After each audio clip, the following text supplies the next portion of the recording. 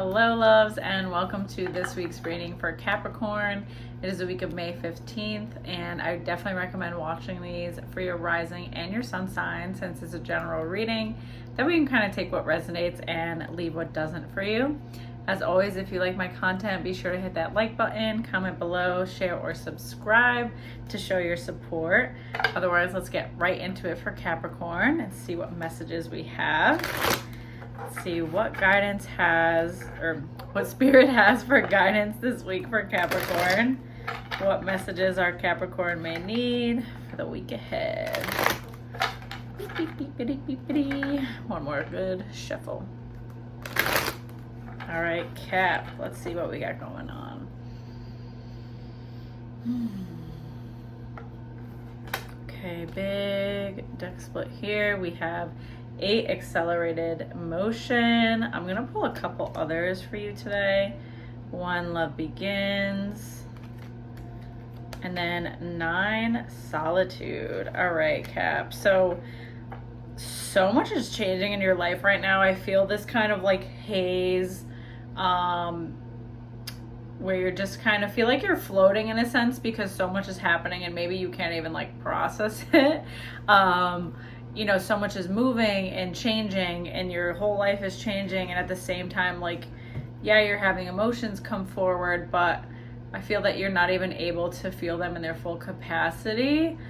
And I don't hate that. I do sense that you're being pushed kind of into alignment and where you're supposed to go, but it might feel a little bit overwhelming, especially with this 9 solitude card coming up. So with all of this rapid change and things going on around you, it's going to be important to rest, to slow down, to take care of yourself any chance that you can get, to take time alone. There's a lot to process. There's a lot going on for you, so it's really going to be crucial to slow down and take care of yourself any chance you can get, even if it's like 5-10 minutes.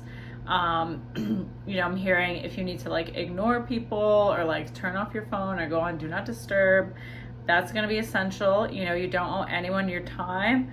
You owe it to yourself more than anything. So if you're having a hard time keeping up, don't worry about other people's expectations. You need to worry about yourself right now.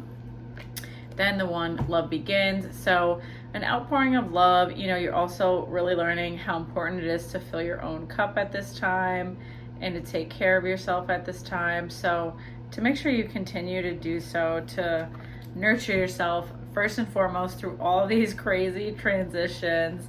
Then we have 5 emotional loss. So losing, the passing of someone, or the ending of a very significant relationship. There's a lot of grief coming forward to me. We also have this like Fibonacci spiral, the shell, the growth, the transformation, the cyclical life events. So the recognizing that, you know, everything that's birthed into the world must come to an end at some time. So you're gaining a lot of wisdom. You're having a lot of epiphanies right now. Your connection to spirit is strengthening more and more as you go through these shifts.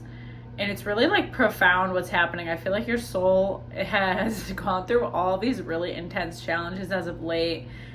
You know, some of you might be thinking like the falling tower moment, having your foundation collapse, you know, time and time again, but you're noticing now how much stronger you already are because of these things that you've had to go through. But it's certainly a lot. Like, I don't want to undermine that. Yes, you've built back stronger, but it's certainly a lot. So really try to tune in and listen to your body when it's communicating with you.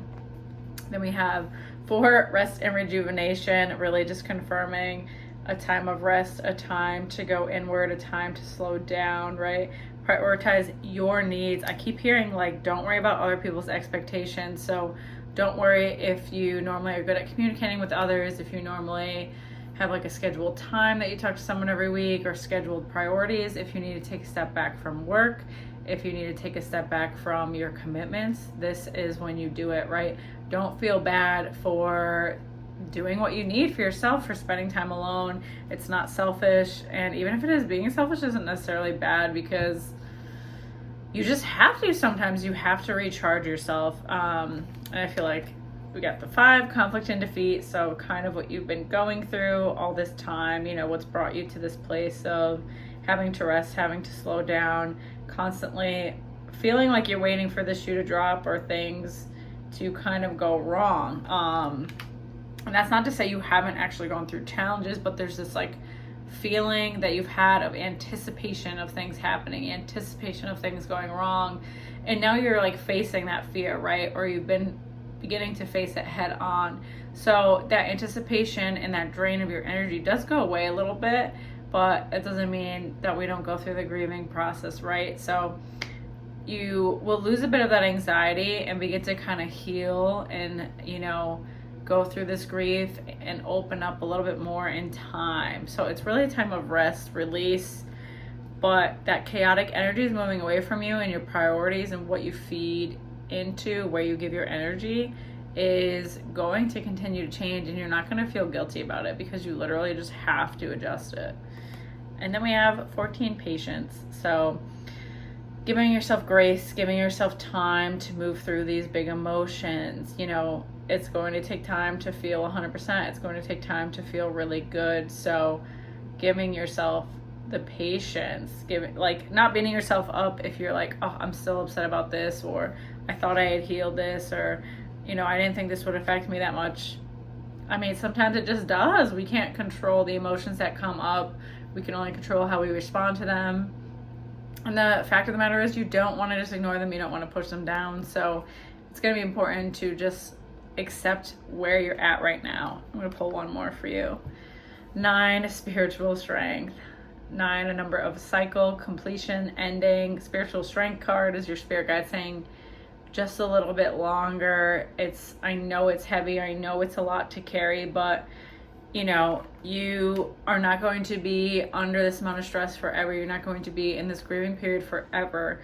So just allow yourself to be in it. Allow yourself to be okay with taking a pause, getting rid of all commitments that you can't commit to at this time and period, and know that like you will come back and be refreshed to do so in time.